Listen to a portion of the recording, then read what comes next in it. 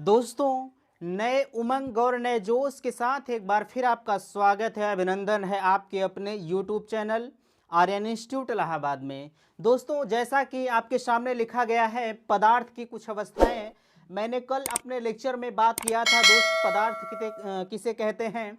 और पदार्थ की जो तीनों अवस्थाएं हैं, अगर कहा जाए ठोस, द्रव, गैस, तो इन सभी पर मैं डिस्कशन किया था और इसमें मैंने आपको डिफरेंस भी बताया था कि पदार्थ के जो अवस्थाएं होती हैं ठोस, द्रव और गैस, इन तीनों में अंतर क्या पाया जाता है।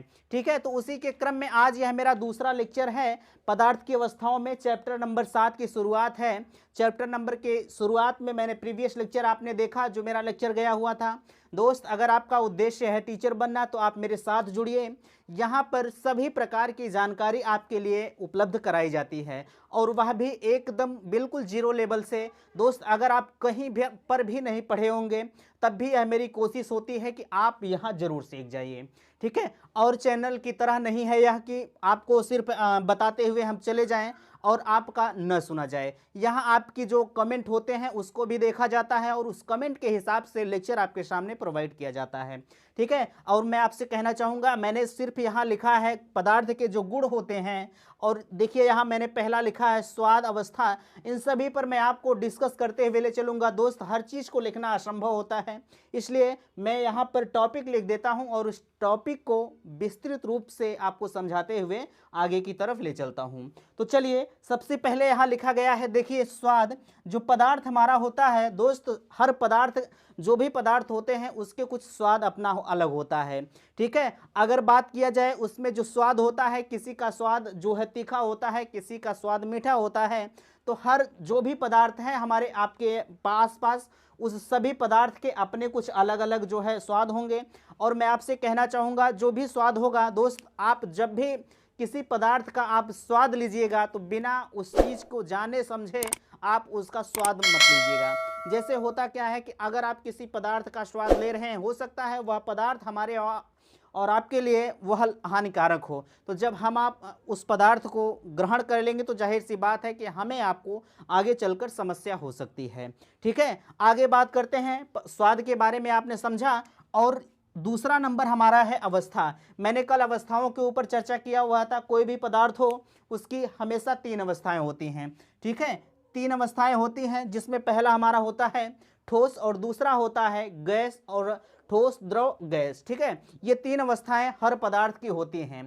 ठीक है, अगर हम बात करें आपसे, जो हमारा भाप होता है, भाप जो होगा वह गैस के रूप में होता है।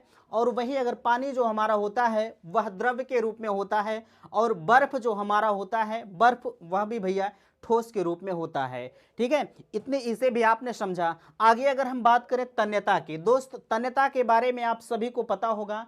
कोई भी पदार्थ अगर होगा तो उसमें तन्यता जरूर पाई जाती है। तन्यता मीन्स होता है कुछ, जैसे आपने तार देखा होगा, कुछ तार होते हैं वह फैलते भी हैं। तो तन्यता से तात्पर्य हमारा वही है कि जो भी पदार्थ होगा उसमें फैलावपन जरूर पाया जाता है। ठीक है, उसके जो पदार्थ होते हैं, आप इस तरह से समझिए कि ठोस पदार्थ जिनके हम तार बना सकते हैं वही हमारा तन्यता कहलाता है, और उसके जो गुण होते हैं उसे हम तन्यता कहते हैं। ठीक है, और एक चीज़ आप ध्यान दीजिएगा, तन्यता की अगर हम बात करें तो जो हमारे आपके पास सोना होता है, सोना में सबसे अधिक तन्यता पाई जाती है। उसका बहुत एकदम सूक्ष्म रूप से तार हम उस सोने का बना सकते हैं। इसे आप लिख लीजिएगा कि सोने में तन्यता सबसे अधिक पाई जाती है।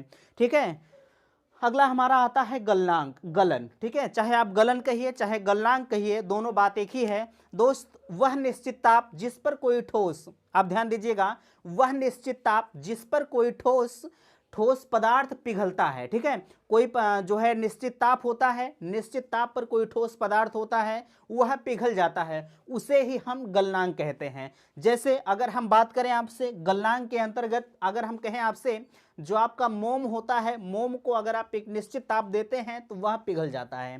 ठीक है, उसी को हम मोम को इस गलन के अंतर्गत इसके एग्जाम्पल के रूप में आप लिख सकते हैं। ठीक है, अगला हम अगर बात करें आपसे वाष्पशीलता। ठीक है, वाष्पशीलता वाष्पशीलता क्या होती है? वाष्पशीलता मीन्स होता है जो भाप बनकर उड़ जाता है, वाष्पशीलता हमारा वही होता है। ठीक है, वाष्प कुछ पदार्थ जो है शीघ्र वाष्प बनकर उड़ जाते हैं, इसको हम वाष्पशील पदार्थ कहते हैं। इसके गुण जो होते हैं, जैसे अगर बात किया जाए गुण का मतलब आप समझ सकते हैं कि जो भी गुण के अंतर्गत आएगा, जब कोई पदार्थ होगा जब वाष्प बनकर उड़ जाएगा तो उसका गुण ही वही होता है। अगर इसके अंतर्गत अगर आप एग्जाम्पल लिखना चाहें तो लिख सकते हैं, आपका एक स्पिरिट होता है, और आप जब लैब में देखे होंगे, आप स्पिरिट लैंप के बारे में अच्छी तरह से जानते होंगे, और उसमें ईथर होता है।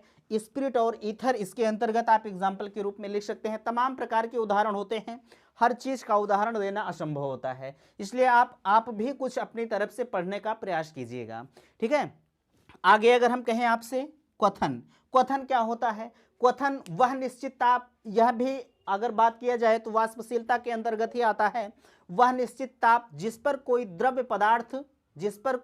पदार्थ उबल जाता है। इसमें क्या होता है कि जो है वाष्पशीलता में वाष्पशीलता भाप बनकर उड़ जाती है, और इसमें होता है भैया क्वथन में कोई वह निश्चित ताप जिस पर कोई पदार्थ जो है जिस पर कोई पदार्थ कोई द्रव्य पदार्थ होगा, और वह उबल कर इस ताप को जो है, फिर से सुनिएगा आप, वह निश्चित ताप जिस पर कोई द्रव्य पदार्थ उबलता है। निश्चित ताप मीन्स जब आपने देखा होगा अपने घर पर भी, जब आपके यहाँ खाना बनता है, पानी होता है, पानी ठंडा होता है। ठीक है, पानी जब ठंडा होता है उसके नीचे से जब आप भाप देते हैं तो उसका भी हर चीज का अपना जो है गलनांक होता है। ठीक है, वह निश्चित ताप जब आप देते हैं, जब वह ताप उसमें एब्जॉर्ब हो जाता है तो उस ताप से पानी आपका उबलने लगता है। तो वही कहा जा रहा है कि वह निश्चित ताप जिस पर कोई द्रव्य पदार्थ उबलता है, उस ताप को द्रव्य का क्वथनांक कहते हैं। ठीक है, अगर इसके अंतर्गत हम बात करें, जो आपका पानी होता है, पानी को अगर हम 100 डिग्री सेल्सियस ताप पर हम जो है देते हैं तो वह पानी हमारा उबलने लगता है। ठीक है, इसे भी आपने समझा। आगे अगर हम घनत्व की बात करें, घनत्व क्या होता है? ठीक है, घनत्व पदार्थ की वास्तविक अवस्था ही हमारी घनत्व कहलाती है। जो उसकी वास्तविक अवस्था होती है, जैसे ठोस हमारा होता है, ठीक है, ठोस का अपना एक वास्तविक घनत्व होता है, वही हमारा जैसे ठोस की जो आकृति होगी वही उसका घनत्व कहलाता है। ठोस का मतलब जैसे कोई लोहा का टुकड़ा होता है, जैसे मान लीजिए यह मार्कर है, ठीक है, यह मार्कर है, तो यही इसका वास्तविक घनत्व है। ठीक है, घनत्व के अंतर्गत अगर आप जैसे उसका स्थान जो घेरता है वही उसका घनत्व होता है, कोई भी पदार्थ हो। ठीक है, अगर हम आगे गंध की बात करें, गंध को हम कैसे अगर लिखना चाहें तो हम गंध को कैसे लिख सकते हैं? प्रत्येक पदार्थ की एक खास गंध होती है। जैसे अगर कोई पदार्थ आप लेते हैं, ठीक है, जैसे हमारी अमोनिया होती है, अमोनिया में तीक्ष्ण गंध पाई जाती है। ठीक है, क्लोरीन हमारी होती है, क्लोरीन गैस जहाँ पर होती है वह अगर हमारे आपके अंदर आ रही है तो हमारे और आपको जो है खांसी उत्पन्न हो जाती है। ठीक है, तो यही चीज़ बताया जा रहा है कि कोई भी पदार्थ होता है उसकी अपनी एक गंध होती है, उस गंध से उस चीज़ को आप पहचान सकते हैं। अगर भैया जो है अगर तीक्ष्ण गंध होगी तो जाहिर सी बात है कि आप खुद समझ जाएंगे कि यह जो है अमोनिया के अंतर्गत यह गैस आ रही है। ठीक है, इसे भी आपने समझा। अगर हम आगे बात करें कठोरता, 9 नंबर। ठीक है, देखिए आपके एग्जाम्पल में अगर आ रहा है पदार्थ के गुण आपको लिखने के लिए दिया जा रहा है तो सबसे पहले आप इस तरह से लिखिएगा, उसके बाद एक एक लाइन में आप इन सभी को परिभाषित करते हुए अगर लिखते हैं तो कहीं ना कहीं यह पूरे 2 नंबर का क्वेश्चन बनेगा। 2 नंबर में भैया आपको 2 नंबर मिलने की प्रबल संभावनाएं होती हैं। ठीक है, अगला आता है हमारा कठोरता। ठीक, कठोरता क्या होता है आप जरा सा समझेंगे। कुछ पदार्थ कठोर होते हैं। ठीक है, जैसे अगर हम लोहा की बात करें, जो लोहा हमारा कठोर होता है, ऐसा नहीं है कि लोहा को आप पकड़कर मसल दें, लोहा हमारा कठोर होता है। कठोर पदार्थ को अगर हम उसके ऊपर से खरोच मारें तो उस पर खरोच नहीं। जैसे लोहा अगर इस कठोरता के अंतर्गत हम रख सकते हैं, हमारा शीशा जो होता है वह भी कठोर होता है। यानी कि अगर आप परिभाषा के रूप में लिखना चाहें तो वह पदार्थ कठोर होते हैं जिसमें खरोचने पर निशान नहीं पाए जाते हैं। ठीक है, जब आप खरोचेंगे तो उसमें जैसे इस तरह से आपने किसी चीज़ से किया, उसमें कोई निशान ना पाया जाए तो वह हमारा ठोस के अंतर्गत आता है। उसमें आप लिख सकते हैं जैसे हमारा शीशा हो गया, लोहा हो गया, इसी तरह से बहुत सारे एग्जाम्पल है। शीशे पर भी आप इस तरह से चलाएंगे तब भी उसमें खरोच नहीं होगा। अगर आप लोहा देखते हैं तो लोहे में भी अगर आप इस तरह से करते हैं तब भी उसमें कोई प्रकार का परिवर्तन नहीं होता है। ठीक। भंगुरता, भंगुरता क्या होती है? इस शब्द से आप पहले से परिचित होंगे कि भंगुरता क्या हो सकती है। जो चोट मारने पर, जैसे किसी चीज पर आप हथौड़े से जब चोट पहुंचाते हैं तो वह चूर्ण बन जाए, वही हमारा भंगुरता कहलाता है। ठीक है। अगर आपने किसी चीज पर मारा, जैसे आप नमक हो गया आपके यहाँ, अगर आपने नमक पर किसी चीज से चोट मारा तो नमक हमारा फूट कर जो है चूर्ण बन जाता है।